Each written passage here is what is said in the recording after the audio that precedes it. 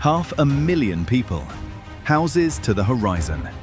In the year 1500, this was the second largest city on Earth, larger than any city in the world except Beijing. A Portuguese man who walked its markets wrote home that it was bigger than Rome, and that here, diamonds were sold by the basket out in the open street like grain. It was the capital of the last great Hindu empire of southern India, the city through which nearly all the wealth of South India flowed. Its name in Sanskrit means exactly this, the City of Victory. And then, in January of 1565, in a single battle, it ended. The city's army was broken in a few hours. Its ruler was beheaded on the field, and the defenseless City of Victory was handed over to be plundered. But it was not burned in a single night. It was killed over half a year. For 6 months, the victors methodically looted, smashed, and burned it, temple by temple, palace by palace, street by street. And then they left. And no one ever came back to rebuild it. Today, where 500,000 people once lived, there are only giant boulders, silence, and monkeys on the hot stones. These are the streets of Vijayanagara.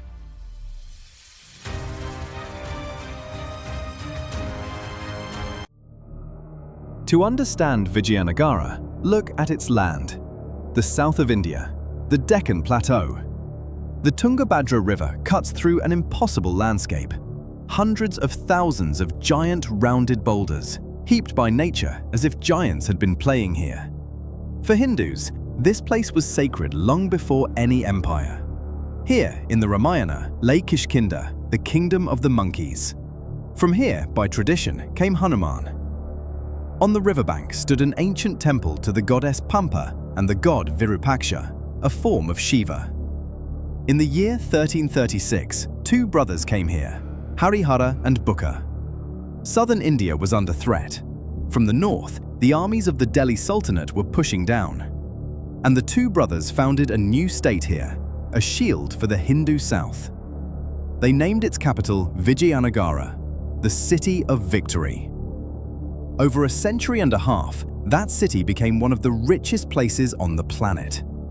Through it flowed the diamonds of Golconda, gold, cotton, spices, war horses from Arabia and Persia. Here they struck a gold coin. Ambassadors and merchants came from across the known world. The Persian Abdur Razak, the Italian Niccolo de Conti, the Portuguese Paes and Nunes. And they all wrote the same thing, of unthinkable wealth and of a multitude of people. The summit came under King Krishna-devaraya, who ruled from 1509, a warrior, a statesman, and a poet who wrote verse in Telugu. And in the south, among the boulders of the Tungabhadra, stood the City of Victory, and it seemed it would stand forever.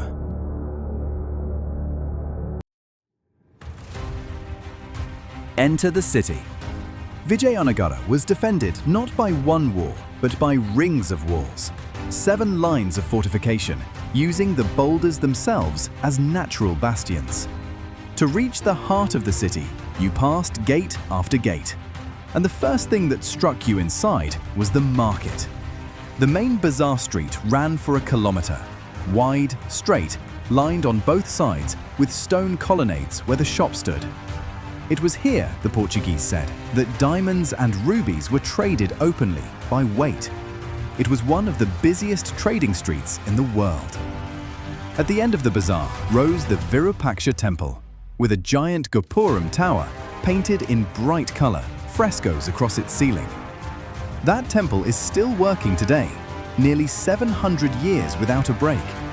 But the true masterpiece of the city stood further on, the Vittala temple. In front of it, a stone chariot, an entire shrine carved out of granite in the shape of a chariot on stone wheels that could once turn. Today, it is the symbol of all Hampi, and inside the temple, pillars that sing. Tap them, and the slender stone columns sound like musical notes.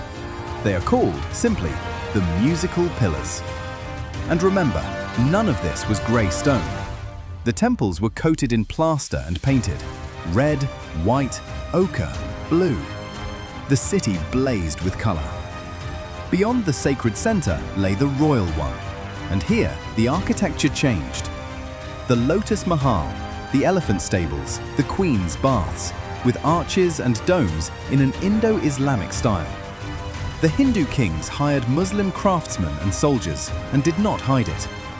And to water 500,000 people in this arid land of stone, the engineers built aqueducts, channels, and great stepped stone tanks. In Vijayanagara, water was as much a wonder as gold.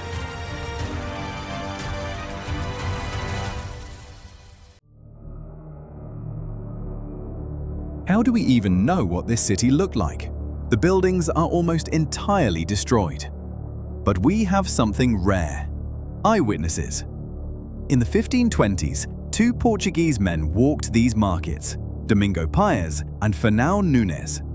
They described the city they saw with their own eyes. Houses to the horizon, a palace that, they said, could hold more people than any Christian church. Markets piled with jewels. Paes wrote that the city was as large as Rome and very beautiful to the sight. Their accounts are a time machine. The dead stone we see today, they saw living and colored. The second secret is in the wealth itself. Where did it come from? From three things. Diamonds. The mines of Golconda, at that time the only source of diamonds in the world, lay within the region's reach. Cotton and textiles, which India exported across the entire Indian Ocean. And horses. The empire could not breed war horses itself and bought them by the thousand from Arab and Portuguese traders. Control over these flows is what made Vijayanagara rich. But the most important secret is what Vijayanagara was not. It is easy to picture it as a purely Hindu fortress against Islam. That is too simple. In the Hindu capital there stood mosques. In the armies of the Hindu kings served Muslim cavalry and gunners. The kings took the title Sultan among Hindu kings and wore Persian-style robes at audiences. This was a multi-ethnic, multi-faith world where religion and politics did not line up neatly. By the middle of the 16th century, Vijayanagara was ruled no longer by a king, but by a regent, the old and powerful Aliya Rama Raya. He was a brilliant politician and far too sure of himself. To the north, in the Deccan, lay 5 Muslim sultanates, the fragments of the old Bahmani state. For centuries they had fought one another, and for years Rama Raya played on their rivalry, setting one against another, meddling in their affairs, humiliating their envoys. He did the one thing he should never have done. He forced his enemies to unite. In 1564, 4 of the sultanates, Bijapur, Ahmadnagar, Golconda, and Bidar, set aside their feuds, sealed their alliance with marriages, and marched on Vijayanagara together. 2 enormous armies met in January 1565, north of the capital, near the villages of Rakasa and Tangadi. History remembers it as the Battle of Talikota. At first, it seemed Vijayanagara was winning, but the sultanates had what the southerners lacked: superior artillery. The cannon decided it. And then came the catastrophe. The 70-year-old Rama Raya was taken prisoner and beheaded at once, there on the field. His head was raised on a pike, and at the sight of it, the army of Vijayanagara, fighting hard a moment before, simply dissolved. The royal family fled south to Penukonda, carrying the treasury with them, on dozens of elephants, it is said. And the capital was left without defenders, empty, open, the richest city in India without a single soldier on its walls. What came next is where we began. Not one night, half a year. The victorious armies entered the city and methodically, quarter by quarter, looted and destroyed it for almost 6 months. Temples were smashed, statues thrown down, palaces burned. The empire outlived its capital, but not for long. The royal family founded new, smaller capitals further south, Penukonda, then Chandragiri. The Vijayanagara Empire limped on for almost another century, slowly breaking apart until it finally faded out by the middle of the 17th century. But the city of Victory itself never came back. It was not rebuilt. It was taken apart. For centuries, local people carried off its carved stone for new buildings. Granite blocks that had once been palaces went into the walls of villages and fields.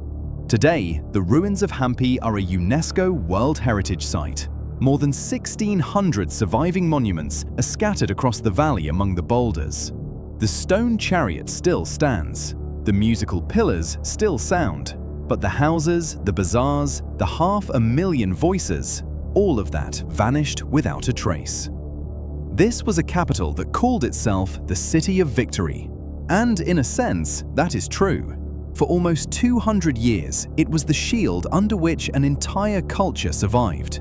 But its end was the most complete defeat any great city has ever known. Not a slow fading, not a single night of fire, but half a year of methodical destruction, and then emptiness for centuries.